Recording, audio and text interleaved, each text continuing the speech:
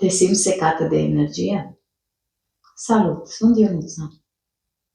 Într-un moment, dar așa mă simțeam și eu. Simțeam că nu mai am energie.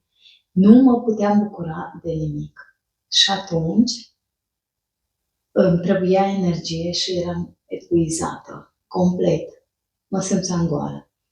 Și atunci am descoperit un secret care trebuie să-l fac doar dimineața, nu e greu.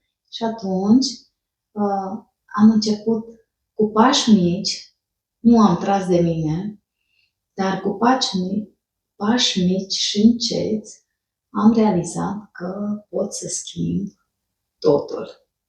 Dacă vrei și tu să afli, să-ți mulțumească corpul tău, te aștept în webinarul meu de joi și vom discuta mai mult. Scrie particip și te ajut.